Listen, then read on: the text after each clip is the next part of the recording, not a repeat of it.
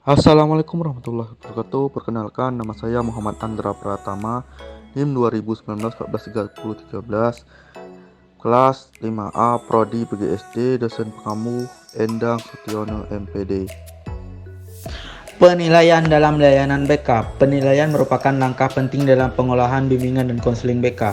Tanpa penilaian tidak mungkin kita dapat mengetahui dan mengidentifikasi keberhasilan pelaksanaan program bimbingan yang telah direncanakan. Penilaian program bimbingan merupakan usaha untuk menilai sejauh mana pelaksanaan program itu mencapai tujuan yang telah ditetapkan. Dengan kata lain, keberhasilan program dalam pencapaian tujuan merupakan suatu kondisi yang hendak dilihat melalui kegiatan penilaian. Penilaian kegiatan pelayanan bimbingan dan konseling di sekolah adalah segala usaha, tindakan atau proses untuk menentukan derajat, kualitas, kemampuan kegiatan yang berkaitan dengan pelaksanaan program bimbingan dan konseling sekolah. Dengan mengacu kepada kriteria atau patokan-patokan tertentu sesuai dengan program yang dilaksanakan. Kriteria atau patokan yang dipakai untuk menilai keberhasilan pelaksanaan program pelayanan bimbingan dan konseling di sekolah akan mengacu pada terpenuhi atau tidak dipenuhi kebutuhan peserta didik dan pihak-pihak yang terlibat baik langsung maupun tidak langsung berperan memperoleh perubahan tingkah laku dan pribadi ke arah yang lebih baik.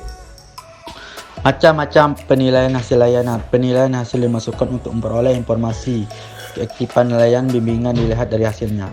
Penilaian hasil layanan bimbingan konseling bertujuan untuk mengetahui tingkat ketercapaian kompetisi-kompetisi yang diberikan dalam materi bimbingan konseling. Penilaian hasil dilakukan pada akhir suatu program atau kegiatan. Evaluasi ini dimaksudkan untuk mengukur pencapaian tujuan yang telah ditetapkan dalam kompetisi-kompetisi berdasarkan standar atau kriteria tertentu.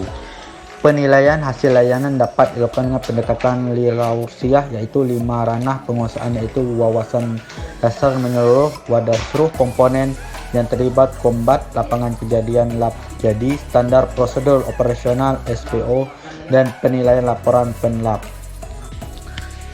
Tujuan penilaian program bimbingan dan konseling adalah upaya untuk menelaah program pelayanan bimbingan dan konseling yang sedang dilaksanakan untuk mengembangkan dan memperbaiki program bimbingan dan konseling sekolah.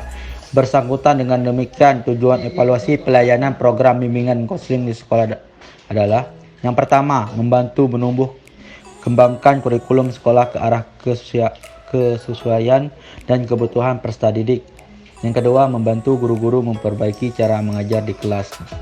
Yang ketiga, memungkinkan program bimbingan dan konseling berfungsi lebih efektif. Penilaian proses kegiatan bimbingan dan konseling. Penilaian proses dimaksudkan untuk mengetahui sampai sejauh mana keaktifan layanan dilihat dari prosesnya. Dalam penilaian proses bimbingan dan konseling dimaksudkan untuk mengetahui sejauh mana pencapaian rumusan kegiatan yang telah diprogramkan dalam satuan-satuan layanan dapat diimplementasikan kepada sasaran layanan sehingga tersedia informasi tentang kualitas atau mutu layanan. Penilaian proses ini dilakukan terhadap jenis layanan BK, kegiatan pendukung BK, mekanisme dan instrumentasi yang digunakan serta pengolahan dan administrasi kegiatan. Bentuk-bentuk hasil penilaian bimbingan dan konseling. Bentuk hasil penilaian bimbingan konseling itu berupa laporan penyelenggaraan program. Dalam laporan tersebut akan dijabarkan berbagai informasi berkenaan dengan penyelenggaraan program, materi kegiatan sampai komponen-komponen yang terlibat dalam keseluruhan kegiatan bimbingan konseling. Bentuk isi laporan pelaksanaan program tidak layaknya telah terumut dalam format satuan layanan. Laporan ini akan dilaporkan secara periodik dalam bentuk kualitatif. Untuk memperoleh gambaran tentang keberhasilan dan pelaksanaan program bimbingan dan konseling sekolah dapat dilihat dari hasil yang diperoleh dari pelaksanaan program bimbingan dan konseling sekolah.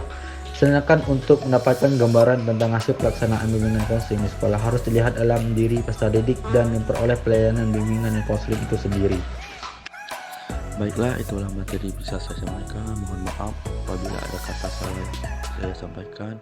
Wabillahi taufiq wal hidayah. Wassalamualaikum warahmatullahi wabarakatuh.